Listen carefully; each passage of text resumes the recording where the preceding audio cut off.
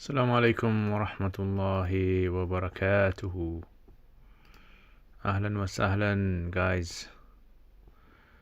So I hope you guys are enjoying yourself this Ramadan. Hope it's going well for you guys. Let's change this. Right, so just wait for some people to come. So yeah, anyway, another week has gone by. Another week of isolation, another week of reflection. Wa alaikum assalam wa rahmatullah. Abu Yusuf, mashallah, alhamdulillah. Abu Yusuf, I'm very well, thank you very much for asking. So weather's not been that nice to us this week. Wa alaikum assalam. S, ahlan wa sahlan, how are you? Damya, wa alaikum assalam wa rahmatullah. So weather's been a bit awkward, a bit funny. I've been trying to do some gardening this week, and the problem is weather's been really unhelpful, and I've tried to take out, I don't know what I could do to make it faster, to take all the weeds out. So I need to take the weeds out, that's the first thing. And number two is I need to learn how to prune plants. Pruning plants seems to be a big headache for me, because I don't exactly know where to cut them from, how to cut them. So I was watching these YouTube videos on how this should be done, but headache. Wa alaikum assalam, Yasin. Does a talaq tafweedi have to be part of the aqd nikah according to the Hanafi madhab? No, it doesn't have to be, but you can make it. Yeah, so some women do decide to have that in the nikah, and if they do, then depending on what the wording is, then basically they have the right of talaq if, for example, they want to issue it. So it's not kind of like an extended, it's considered like an extended form of talaq, where the wife has the right to divorce herself with the husband's permission, obviously. So his prior permission is given. Yeah, so but it's not something that's needed in the contract. But if they do, I mean, only thing I'd kind of say is they've got to be careful of how the wording is kind of like is worded, because you don't want it to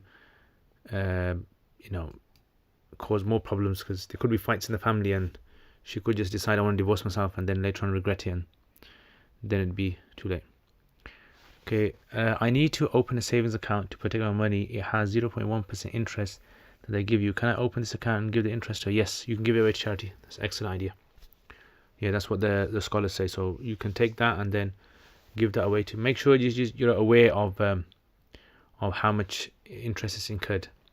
But otherwise, yeah, you can do that. That's totally fine.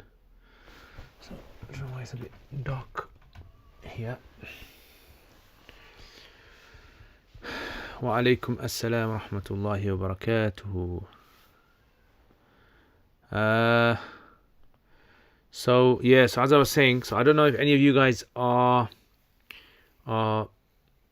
familiar with how pruning is done and how plants and trees, I don't know. So I mean, I've seen some. The problem is that I know that some flowers, some plants, if they grow in a certain season and you cut them wrong, what can happen is for the rest of the year, the flowers, the plants don't give flowers, they don't flower, they don't blossom or something like that. And some of them are okay, some of them you can cut from anywhere, it doesn't really matter. So that's the only kind of issue at the moment I seem to be experiencing with that. And likewise, it's like, how do you deal with plants when you want to make them grow so that they create a bit of privacy as well in the garden, but at the same time you want it to grow right. You don't want it to grow out of control and make it look disgusting. So these are the kind of problems that I face. I need gardening muftis on here, man. I need some gardening muftis to ask. So yeah, that's what I've been doing. Just been doing a bit of housework and sorting out little things. And hopefully in the UK they're saying that they might be uplifting the lockdown soon in restaurants and shops, but I don't know how serious that is. I don't know how serious that is. Are they going to be doing that? Are they not going to be doing that? You should send a question to Gardener's Question Time on BBC. Yeah, okay, so that answer my question. I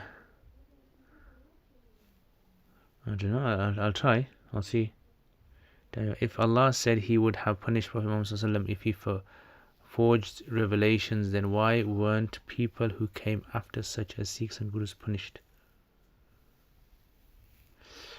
Are you referring to the what's it? Are you referring to the verse of the Quran?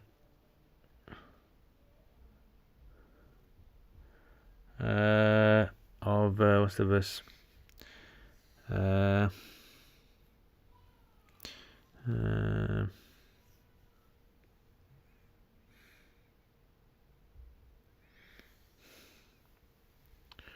remember what the verse is now. Yeah, so basically, in the Quran, when Allah subhanahu wa ta'ala says this to the Prophet sallallahu alaihi wasallam, yeah, that if you had changed anything in the verse, then we would have punished you. This is simply because the Prophet sallallahu alaihi wasallam was the recipient of the revelation. He was the primary recipient, and the revelation, if the primary recipient of the revelation is corrupted, then it means that there is no chance that anyone else will receive a pure version of it. So therefore, the Quran has to be pure, preserved. The conduit of the Quran, meaning the Prophet ﷺ, who is going to be conveying the Quran, has to be, pristine, preserved, has to have no sort of like shak or doubt regarding propagating it or conveying it. So that's why the severity of the threat was to the Prophet ﷺ. Yes, there is a punishment, and there is a great crime for anyone else who also does it, but not at the same level. So it's always like in Islam, the more responsibility you have, the higher or the more severe the punishment will be if a person disobeys. Wa alaikum assalam, S. Hussein, ahlan wa sahlan, marhaban. Man Fado, wa alaikum assalam, rahmatullah, ahlan wa sahlan. What does it mean in the hadith about last something, Surah Al-Baqarah being sufficient for rest of the night, rest ruku? So that means that, as in, if a person was to recite this, then Allah subhanahu wa ta'ala would protect them for the rest of the night from anything sort of like bad happening to them, or preserving their faith for the rest of the night. Someone reads that. That's what it would mean. Grow Veg and Millennial Farmer are good gardening and food growing YouTube channels. Okay, Grow Veg. Yeah, I'll check that one out. Okay, Millennial Farmers. Yeah. The only problem is I don't know the names of the plants that I've got in my garden. I don't know the names of them. So is there like some place that you can take a picture and then, I can do it on Google, but the problem is I don't think Google will be able to differentiate one plant from the other. Okay, so Grow Veg Millennial Farm, I think I'll check that one out. Muhammad Jawadar, wa alaikum assalam, probably said your name wrong, bro. Dawood Hussein, wa alaikum assalam. You may have heard that there has been some confusion regarding the Quran and its qira'at and ahruf and its origins. Can you shed some light on this, please? Yeah, this is like a very sort of like long topic. I can give a short answer, but to give it justice, it would have to be given a full long sort of answer, because a lot of people don't understand the history of the compilation of the Quran. So I think I've heard recently there's been an issue with Sheikh Yasir Qadi and a few others who have raised the issue online. The problem with these kind of topics is preservation of the Quran is clearly a topic which non-Muslims and Islamophobes and ex-Muslims focus on a lot, because that's if you can bring doubt in how the Quran was preserved or whether it was preserved or not, then you can destroy any other argument after that. Yeah. So this is why this kind of a topic, if a person has not studied this topic properly, I would say from my experience, if a person has not studied this topic properly, you cannot understand all aspects of it. So you either have to be someone, so if a person, either you study it fully, right, you go through all of the narrations, you understand all the ayats to do with this concept of preservation, you go through all the historic records of the Sahaba preserving the Quran, and all the objections that are raised, and then all them answered, because our books have all of these discussed anyway, right? Either you do that, or what you do is you just accept the preservation of Quran, right? You accept it, just like you accept angels and you accept, right? You accept it like that. The problem is that those people online who want to discuss this thing, they don't want to go and study. They don't want to go and study this in depth. What they want to do is they want it in like a fast food sort of like style of just quickly understanding, and that's it. Oh, that's what they want. They want everything explained in 5 minutes. A 5 minute sort of like a synopsis of the whole thing. 10 minute synopsis. You can't have that. That's not how all topics work. So if it's like a straightforward answer, like is this allowed, is this not allowed, you can say that. But when you're talking about these kind of things, you have to understand how things work. And I remember when a few years back in Birmingham University, they publicized the parchment of the Quran that they had, one of the oldest parchments. They basically kind of like a lot of people kind of thought, oh, look at this is how Quran is preserved. Yeah, and a lot of Muslims kind of like on social media say, subhanallah, look, this is a proof that the Quran is true, that this copy of this, like the few pages of the Quran, it fits on with our.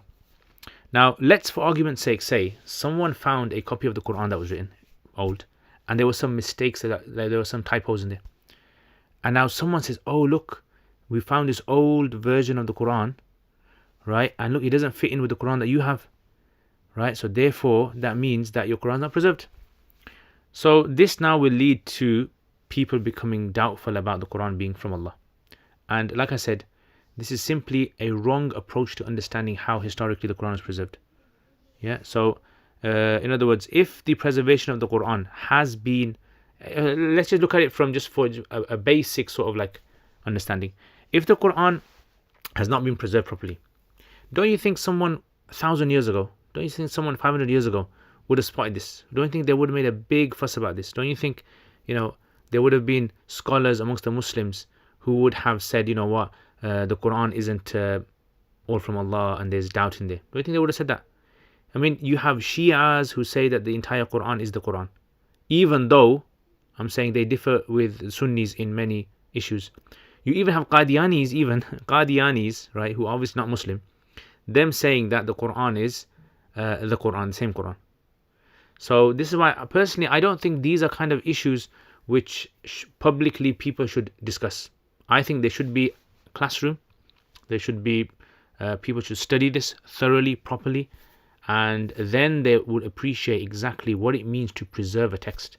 Like historically, what is the optimum way of a preservation of a text? How does this work? Yeah, so this is why I these kind of topics, I personally don't feel as though these are things that people should delve into, because I know it's like a very hot topic, and I guarantee you that YouTubers, these da'wah YouTubers, they're going to touch on it, right? Whether they're qualified to talk about it, whether they're unqualified, they will want to say something because it's clickbait. End of the day, if I wanted, I could have made a video right now in these days, and I could have just said, right, this is my response to the preservation of the Quran, and I would have easily got 1,000, 2,000, 3,000 views, right? Whether I was saying something that was correct, or whether I was saying something wrong, or whether it was thoroughly researched, or whether it was just the kind of popularist sort of like explanation. But I don't feel that. I personally think people should not use social media to kind of cause fitna, and people should never ever use social media just to kind of make themselves more established. Should never use it like that.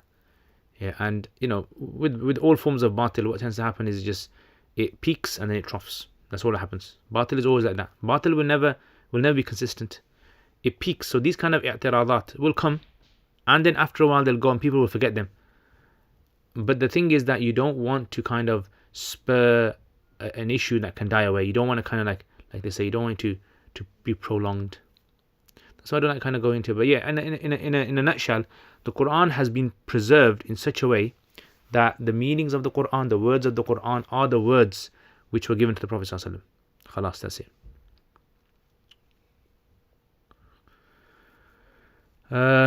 Okay, let's look at something else. Is it wrong to recite Quran while your legs are stretched out? No, it's not wrong. There's an app. See, the whole issue of like adab and respect is all to do with cultural, right? Cultural. Like, what do you feel? Do you feel this is wrong to read the Quran while my legs are stretched? If you feel it's wrong, then don't read it. There's an app called Plants Snap or something. Take a pic. Okay. You know everything about these things. You must have an amazing garden. Okay, yes, it's Plant Snap, yeah? Okay, I'm going to have to check that one out then. Plant Snap, okay. I'll check that. Damn, yo, how to get better at Urdu. Speak Urdu. How to get better any language is just speak. You have to speak. Even if your Urdu sounds funny, even if it sounds broken, just speak. Carry on speaking. Yeah, test it. Yeah, just, contact someone who speaks Urdu and say, can I just speak Urdu with you? And just go for it. How do you reconcile between the statements of Salaf regarding Sifat Khabariya being taken on the Zahir Ma'na and the Madhab of Tafweed? So, Sifat of Allah subhanahu wa ta'ala, this is another one of those topics which it's, I don't know why this kind of like ikhtilaf has to always come up for. I have no idea. It was done and dusted in the past, and I think that it should be left there. So again, it goes back to Allah subhanahu wa ta'ala. Whatever He said about Himself, we believe that without a doubt. No one disagrees that. Anyone who denies that, which will lead to deviancy. But the Zahir Ma'na is taken. Yeah, you take the Zahir Ma'na so long as a person says that Allah is free of any defect. That's the main thing. The main point is Tanzih, which is a very important one. Ahlul Sunnah say Tanzih is very important. Can a modern city like Birmingham have a Qadi Hakim who gives religious rulings to the extent possible today while mainstream an appropriate relationship with the law of the land? Possibly, yeah. I mean, in the UK they do allow out of court arbitration. So a lot of the ahkam in fiqh can be, see, this is a good question, Yasin, because this goes into the area of what is a Qadi. As in, we've seen the implementation of a Qadi in an Islamic society, but can a Qadi exist in a vacuum? Can a Qadi exist in a society where there's no government? And when do you say someone is not a Qadi? Like, do you say someone is not a Qadi who cannot implement the law? So a Qadi is a Mufti, basically, who has the power to be able to implement the law. That's what a Qadi is. So this is like something when I was speaking to someone about this quite a while back, and they were saying, in Spain, when the Muslims' lands were being taken over by the Christians, the Muslims were developing their own Qadi systems. Like, it was like a makeshift Qadi system. So this is like this is a very interesting topic about the system of Qadi. Does a Qadi need to have implementation of the law? But I would say arbitration is fine. I mean, if you take it as arbitration is totally fine. You can have it anywhere. Yeah, but Qadi is a bit of a tricky issue, because the asl in the time of the Prophet ﷺ, the Qadi and the Hakim were the same person, the Prophet ﷺ. Yeah, and whoever he sent out, the governors were Hakims and Qadis. Hakim as in they used to rule the society, and they would also issue any sort of like rulings. But then the posts, the duties were separated. Dawood Hussein, I don't want to cause controversy, but is it true that the hadith regarding put your hands on your chest in salah is weak? If so, can you speak a bit about the chain? Yeah, it's weak. It basically contains a narrator called Mu'ammal, and he is considered to be a problematic narrator. The scholars all agree, the classical scholars all agree, the hadith regarding placing of the hands on the torso are all weak. Everyone, even the Hanafis, know the ones that they have is weak. But what's authentic is the holding of the hands. That's authentic, right? That's the authentic part, they say. But the issue of placing of the hands is is not. Can Muslim men marry Christians? Yes, at the most I only see it being makruh. For it to be haram, don't we need... No, it's allowed. Okay, Yasin, if there is crayfish makruh or haram in the Hanafi madhab, what's crayfish? Or what is that exactly? Let me have a little Google check. I've heard of crayfish. Crayfish. Oh, is it like a lobster? Yeah, so this would come under the ruling of lobster and prawns and things like that. So Hanafis would consider it to be makruh. Yeah. Rijwan.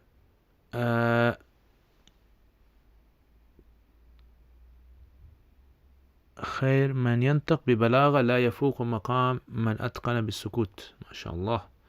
Muhammad, جزاك الله خير. I will be downloading app on my mom's phone. Yeah, inshallah. I think I'm going to be downloading the app as well. Hope it's on Android. Lobster, yeah. So lobster again. I mean, personally, if you ask me, I would have an issue with eating lobster. It's one of those kind of ikhtilafs which is not like a very categorical issue. Yeah, so just as a follow-up on question Dawood asked. So yeah, so like I said, the classical scholars said there is no authentic narration of where the hands are supposed to be placed. And so anywhere placing the hands anywhere on the torso is considered to be fine.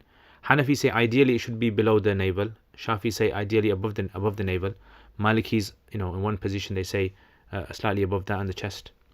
But there's no authentic. This is the issue where people who haven't studied the science of usul hadith, they don't understand how hadith works. They don't understand how all they're doing is they listen to a few talks, they hear the words authentic and sahih, and then they hear some scholars saying that this is the most authentic position to place the hands on the chest. They don't understand the whole sort of like the mechanics behind it. So this is where it's understandable. Like for example, I'm not a medic, right? I have not studied medicine. So my understanding of medicine is a very fragmented understanding of medicine. So for example, like if someone says to me something about a flu, then I can only understand it based upon the kind of information that's come to me. So in many places, what would happen is I would have a situation where I might come up with my own conclusion, which would be, 80% of the time would be wrong, maybe. So this is why these kind of questions, I wouldn't really if I was to go into it, if I was to, for example, let's say I pulled up the hadith regarding putting your hands on the chest, and I was to go through the hadith, it still would not, I personally think it still would not be an answer which you'd be able to understand, because you haven't had exposure to the science of usul hadith at a very good level. So you're going to find it difficult to be able to grasp what's being said. I mean, you take my argument to be very strong. You'll say, whoa, this guy knows a lot. But you wouldn't understand, like, how to critique me. Like, you wouldn't know how to critique my argument. So you just say something, like I'll say to you, okay, this is all the evidences. I'll spend, let's say, 15 minutes explaining the whole situation. And then you listen to everything, and then you'll say, yeah, mashallah, this answer sounds right to me. But then you'll hear some other sheikh give a response to this, and then you say, actually, that sounds good as well. So this kind of mentality where you listen to one person, you think he's right, and you listen to another person, that shows you don't have your own sort of like academic study of it. You don't have your own academic study of it. And that's where, I feel as though kind of like on one side I'm thinking to myself, how can I simplify this for the people to understand? And on the other side is I'm trying to think that, do you really need people to understand every nitty-gritty thing on a live question answer? Or should you just leave it to them studying the topic thoroughly? Okay, are there such things, certain groups of Salafis that are out there told of the fold of Ahlus Sunnah wal Jama'ah, and some groups of Salafis are still in? I mean, Wallahu alam, I don't know. I haven't really kind of studied Salafism at a level where I can do a whole survey, because there are so many different types of them. There's a whole array of them. Yes, clearly there might be some people even within certain groups of Ahlus Sunnah wal Jama'ah that might be considered to be outside of Ahlus Sunnah wal Jama'ah by some groups of Ahlus Sunnah wal Jama'ah. Okay, can we perform salah with a hoodie covering our head? Yes. I was told it cannot be a connecting piece of clothing. No, you can. It's fine. According to Hanafis, it's fine. Is financial stability necessary before getting married? no, it's not a condition as long as you can provide for the wife. As long as you provide for the wife, or even if she waivers her rights, then it's fine. But ideally, a person should be financially stable. A lot of marital issues occur because of financial issues. I've seen it so many times. Husband and wife not getting on, and the core problem of the marriage is there's a money problem. Okay, sorry, no, I mean the one hand over the other. Some place they hand over another hand, others hand over their form. Yeah, so I mean, again, it's just the hadith that come, place one out over the other. Again, is it over the palm? Is it on the wrist? Is it on the arm there? So there's different wordings that come in hadith. So the thing is with hadith, there's like multiple wordings that sometimes you find, and some of those wordings are because of the way the narrators over time they kind of express the hadith, so they could differ in wording. Taslimu alaikum assalam wa rahmatullahi wa barakatuh. Is it permissible to dilute Zamzam water if you're putting them in favors for nikah? Yeah, totally fine. I mean, you can totally, nothing wrong with the Zamzam water. If you want to dilute it, if you want to, totally fine. Nothing wrong with it. It's not like, yeah, if you're kind of like cheating someone, if you're selling Zamzam water, for instance, and you're saying to them it's pure Zamzam, and you're lying, that's where it's wrong. Otherwise, everywhere else it will be fine. Dawood Mufti, is the video regarding different Fajr times coming soon? You know what? I've totally not had time to work on any sort of like new content because I'm moving. So moving process, especially in COVID-19, is a big headache. So hopefully, inshallah, once that's all done and my media room is all set up, then I should start my work on new videos. So I've got a list of new videos, and one of them is the Fajr one. And inshallah, I'm going to be making those, inshallah. But yeah, Jazakallah for reminding me for that. Yasin, a fatwa was given in Jordan that was implemented, making the contemporary age of marriage 18 years from Islamic perspective. Do you think it is valid to marry a child today? So a child, as in, do you mean a child as in under the age of 18? Or under the age of 16? Or is that what you mean? Muhammad, Jazakallah khair. Isa Mufti, I am good with plants and can maybe identify them for you. Okay, yeah, excellent. Yeah. Okay. So what I'll do, yeah, definitely. So let me sort some things out, inshallah. I'll take some pictures of them. Maz, alaikum assalam. Do you teach Arabic online? I remember you used to a few years ago. Yeah, so I if you check on the link below, there's a link, is an email. So if you email that for the Quranic Arabic 17 lessons, so it's a pre-recorded course, 17 lessons, and you kind of get into. So what I used to do before, if you remember, I used to do it online, and then I stopped that. So now it's the pre-recorded version. So there's like, you join that, there's a WhatsApp group you join, and then you can get like support from TAs or myself, and you send in homeworks, you get your homeworks marked, and you watch the videos like that. Yeah, so if you're interested, you can check out the link for anyone who's interested in learning Quranic Arabic. And mashallah, we've had a lot of, alhamdulillah, people joining recently. I had a 12-year-old girl that joined, and mashallah, very surprised. She's actually done very well, right? So sometimes you don't even know who will excel in. That's why I personally say that I think that a lot of people, general public. I think a lot of general public, if they were to become doctors, I think many of them would surpass, doctors of today. Not all of them. So I think they'd be excellent sort of like prize doctors, and likewise scholars. I think if general public really studied the deen properly, if everyone is given the same chances, everyone is given the same opportunities, everyone kind of gave the same dedication to studying the deen, I think there'd be a lot of people out there, general public, who would be some of the best scholars of today. Yeah, and I honestly think that, because remember, it's end of the day is obviously who is kind of like dedicated and puts their effort in, and that's not everyone. Not everyone's got that. But I think a lot of people have some very unique traits which are very, very important for studying the deen, understanding the Quran, understanding Arabic. And I think that sometimes what tends to happen is, just because someone hasn't studied something, we don't give them credit for the skills that they have, the unique skills. So I think those skills can only be seen when they study. Like if they study, for example, Arabic or something. So yeah, I mean, sometimes a 12-year-old can do much better than a 30-year-old, and sometimes a 30-year-old is much better than a 12-year-old. Yeah, in studying. So I've seen it quite a lot. Okay. Next question. HK. When you raise your finger in tashahhud, when should you raise? So according to Hanafis, you raise your finger when you say ashhadu. La ilaha. Sorry.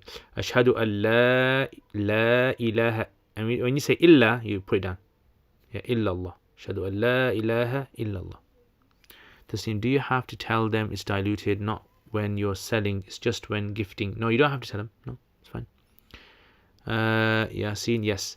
Yeah, so this would come under something which is to do with the governance. So governance and administration, they are allowed to pick a certain ruling and make that law. So they can do that. Now, this would obviously differ from society to society. You cannot take Jordan's, for example, like ruling and implement it on, let's say, for example, a North African village. Right? You can't do that. Right? If the North African village, if they want to marry an age which they think is appropriate, right, it's totally fine. So there wouldn't be an issue. But yeah, I mean, in our society today, maybe in the UK or something like that, children are generally not very mature. They are too young to get into this. And I would say marrying someone who is very young wouldn't be something ideal. You can't say it's haram or it's impermissible. But as long as Islamically, as long as a person is over the age of puberty, the biology of the body dictates that they are ready to have intimacy. They're producing hormones. They're producing the sort of chemicals which are ideal for reproduction. So if the body is telling you that it's the time, then how can you say that it's not allowed? Yeah, if there are other factors in the society, like we said, that maybe the Jordanian government is looking at other factors, that's fine. Okay. Yasin, marrying someone younger than the age of tabligh or even 18 according to complementary fatwa. Yeah, so marrying under the age of 18, I don't think it's an issue. I mean, I would say, for example, in some countries, age 14, 15, 16 would be fine. In many countries, not necessarily every country. Maybe in the West, it's against the law in the West. What I'm saying to you, it doesn't seem to be wrong, because in America as well, there's certain states where you can marry over the age of 12 or 13. It's fine to marry. So it's like, okay, well, over there it's okay, but what's the reason? So why pick this specific number? So the Jordanian government must have like a certain sort of criteria for how they make their policies in the government. And whether I can't say whether the Jordanian government has done right or wrong. That all depends upon their own circumstances. Can you show a demonstration of takbir tahrim in Hanafi madhab? Takbir tahrim meaning the raising of the hands, or just saying takbir tahrim. Tahrim means saying Allahu Akbar, basically. That's what takbir tahrim. Raising of the hands is not called takbir tahrim. So raising of the hands according to Hanafi madhab is basically you raise your hands like this, according to majority of the Hanafis. Yes, you raise your hands like this, and the thumbs are kind of like parallel with the earlobes. Yeah, so you just like this.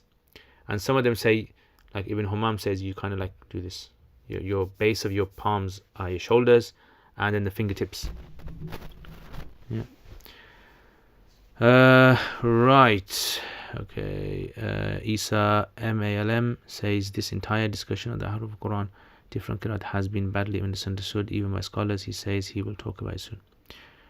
Tasneem Jazakallah Khair. S. Which traits do you look for in the students whom you think would excel? Okay, so in students, I mean, it's a good question this is.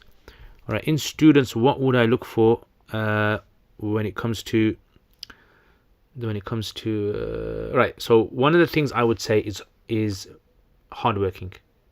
Right, so someone who's hardworking is top of the list, number one. And this is the first.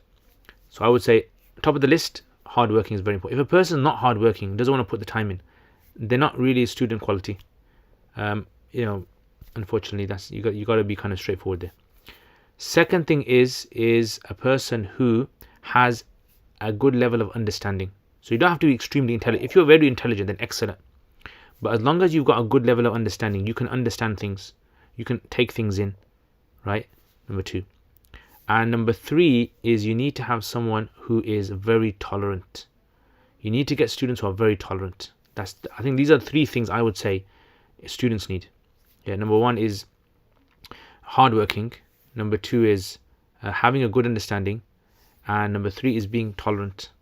And the reason for this is because I've seen a lot of students who are hardworking, very intelligent, but they're not tolerant. They can't tolerate teachers. They can't tolerate, like, when they're told off or something. They can't tolerate it. That's what Imam Shafi says as well.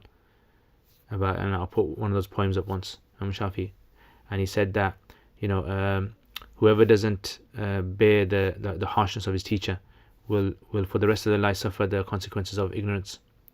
So I think these are the 3 things, and everything else after that is just extra. It's a bonus if you have.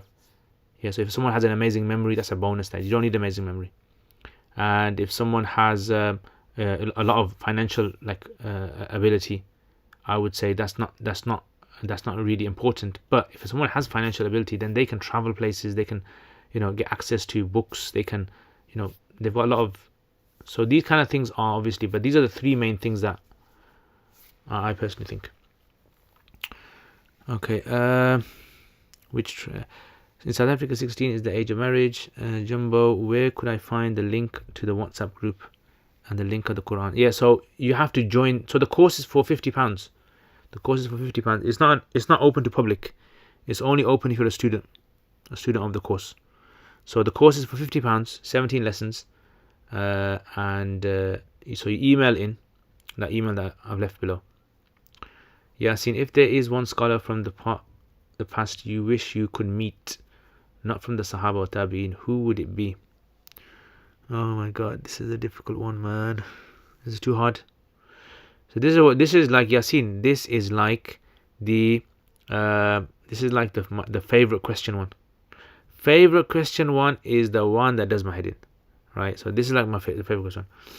The problem with me is, I'll tell you, when I am studying, or at the moment, for example, I'm because I'm teaching usul hadith, I'm almost finished on Nukhbat al-Fikr. So I think when I'm studying usul hadith, there are certain individuals that I would really, really like to meet. Ibn Hajar rahimahullah is clearly one of them. Yeah, at the moment, Ibn Hajar is the main guy that I would like to meet. Imam Bukhari is someone I would love to meet. Yeah. Abu Zur'a al-Razi in the science of usul hadith, I think he'd be an excellent person I'd love to meet. And maybe Imam Daruqutni would be, I think, so these guys, that's the thing, these guys are Shafis, and these are if you want to study usul hadith properly, you have to study it from the Shafis. That's what I say. You must study from the Shafis, because that is their science. The Shafis, the amount of work the Shafis have done in the science of usul hadith, no one else has really done. We are indebted to the Shafis, the science of usul hadith, and that's because their madhab is the one that spurred this usul hadith movement. So definitely usul hadith is the science, man. And if it was something like, for example, like tafsir, I would love to have met Ruh al-Ma'ani, Sahib Imam Alusi. Imam Alusi was someone that I would love to have met. Alusi. Okay, Shazeb, quick question. Does Iqamat for Salah have to be recited stood up, or should someone who is disabled recite sat down? So ideally it should be recited standing, but if there is if there's an excuse, then they can read sitting down. It's fine. I am a Shafi, alhamdulillah. Alhamdulillah, definitely. And even Imam Shafi, I would love to have met Imam Shafi. Imam Shafi. See, the thing is, if you really want to get to the nitty gritty usul hadith, you cannot ignore Imam Shafi's Risala. It's impossible. Like some people will think, I only have to study these 3 books or 4 books and I'm okay. No. If you really want to understand, you want to get to the depths and understand the sort of core teachings of the usul hadith. When people study any science, I say generally people, what they do is imagine you had a sea, it's like an ocean. A lot of people will only dive down to halfway. In most sciences, Nahu for example, they dive down halfway, and in Sarf in stuff like fiqh, in usul hadith, usul fiqh. They kind of dive halfway. So what happens is when everyone's diving halfway, everyone thinks that this top part of the ocean, right, the top part, they think that this top part of the ocean is the ultimate representation of the science. They think that's it. But if a person dives deeper under that halfway, what tends to happen is then they're exposed to things which they realize that this isn't the necessarily the only understanding of the science. There's also other opinions out there, right? So once you start diving deeper, and when you kind of point out these issues to people who have only dived halfway, sometimes they kind of like shun you and say, no, you can't. How can you say this? So and so says this. So and so says this. So and so says this. So Imam Shafi's Risala is like in the really deep part.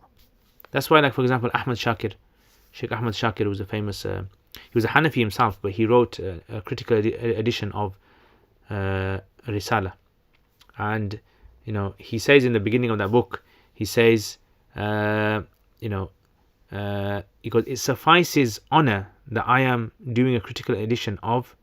It suffices honor for me that I am doing a critical edition of Shafi's Risala. Like, this is how honorable he found him doing this work.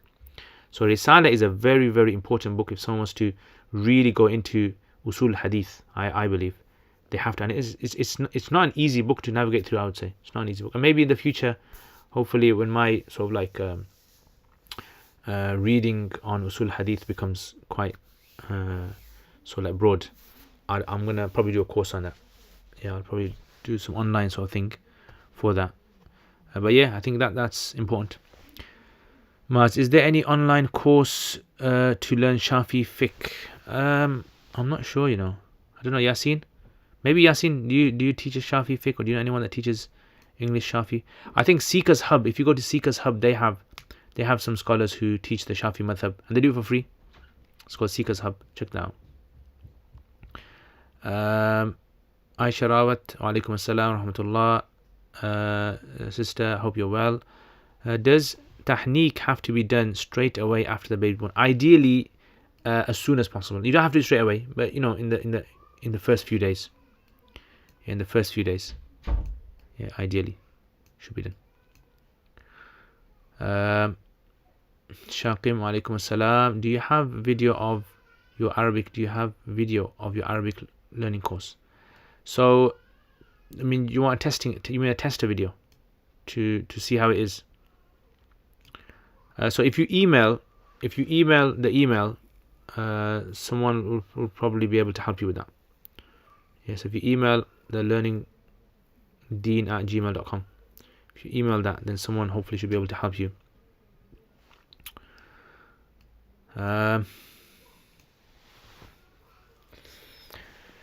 Yeah, so alhamdulillah guys, alhamdulillah, another amazing week of rain we've had. I don't know where you guys are, if you guys are having rain. Alhamdulillah, we had rain, with a lot of rain for some reason, and hopefully, I don't know what the weather's saying for the coming week, but I pray that the weather is going to be nice and sunny, so that I can do some more gardening, and maybe even find out what kind of plants I've got in the garden. So Jazakallah khair guys, and I hope you guys enjoyed the podcast as well. Let me know what kind of topics you guys think we should discuss in those, and whether it would be something that maybe some of you guys maybe we can bring some of you guys on, depending on what kind of topic it is and what kind of area you guys think you could give some sort of some insight into, right? I think one of the good topics to might talk about is the online gaming culture. I think it'd be good to bring on someone who's a really good. Is there anyone here who's like a really big time gamer, who's like dedicated? I don't mean like big time gamer as in a few hours a week. I'm talking about someone who's like nearly every single day, few hours every single day. Yeah, I think that would be good. Bring someone on, speak to them, see the experiences. Yeah, if I invite you to my wedding, is it wajib for you to come according to the Hanafi madhab? No, it's not, because a wedding is considered for arms. So the Hanafis say if an invitation is an arm invitation, then not necessarily. Yeah, especially if there's an other. But if it's like a khas invitation where specifically you are invited to something, then you know it's considered to be disliked if you turn it down. Okay, you tried Seeker's Hub, you can't get through. Oh, interesting. Shakim, many gamers now. Yeah. Okay, full-time gamer, yeah? You're a full-time gamer, Shakim? Yeah, seriously, what kind of stuff do you do? What kind of games? Bring one of the Sidemen gamers. Yeah, now those guys are crazy, man. Those guys. Yeah. See, the only problem is with like these kind of gamers is, they become very famous, but then they bring a culture with them. Yeah, they bring this kind of like negative culture, which is it's okay. It's not necessarily against Islam, but it doesn't provide a good role model for youth generation. Yeah, like kind of like openly just like swearing all the time or stuff like that. Some of them are good and some of them are very sort of like respectable.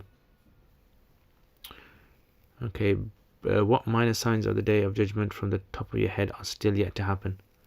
Minor signs, it depends how you interpret the minor signs. But still some things to happen. I think there's going to be a group of people, I don't know if this has happened or not, a group of people that are going to be swallowed, an army that's going to be coming towards Medina, it's going to be swallowed. I don't know if that's ever happened. Okay, yeah, I do play. Okay, now they have blockchain games where you earn money by selling item. So it's true ownership of game item. Ajib. Okay, these Mansab, does lucid dreaming break wudu? If you're lying on your back, it would. If you're lying on your back or you're leaning against something. I play Ludo. Ludo is very good. Yeah, I'm an expert at Ludo. Not expert, but close. That's what I called a full-time gamer. Oh, right. They're a full-time gamer, yeah? All right, so you do that. You're able to sell. Sort of like, it's interesting. Student with Assalamu alaikum. Why are the mosques still closed with Sab? Allah knows best. It's been bothering me a lot, unfortunately. Any ideas as to how soon? So, unfortunately, Pir Boris Johnson, he has not given the fatwa to open the mosques yet. But I think he's saying in the UK 15th they can have what's it? Bring on Casey Neistat. Yeah. So yeah, he's a good guy. Yeah, I like him. The only problem is with him is that he's got all these camera shots. Yeah, have you seen his cameras? He does very good camera shots, isn't he? Like you can tell he's put the camera there and then he comes in. I was watching this one of his the other day where he stays in on this because he gets invited to go on these plane flights, and he was in this one where you had like 3 rooms in there. I don't know if did you see that one? A really expensive flight, and you get to stay in this your own apartment in the plane. I think it was on Emirates. Is rolling dice haram? Yeah, this is like a controversial sort of like issue. Can you roll dice? Personally, I would say that it's not. It's not, because the evidence isn't indicating that the rolling dice itself is a wrong thing.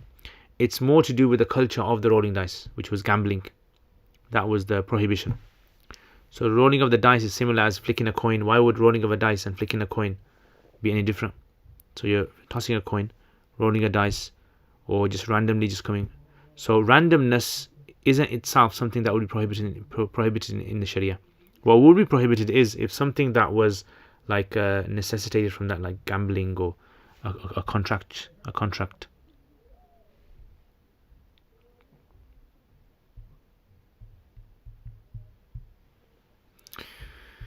Alright guys, so I think I'm going to finish it there. So Jazakallah khair guys, hit the like button if you haven't hit the like button, and I will see you guys in the week, hopefully tomorrow inshallah.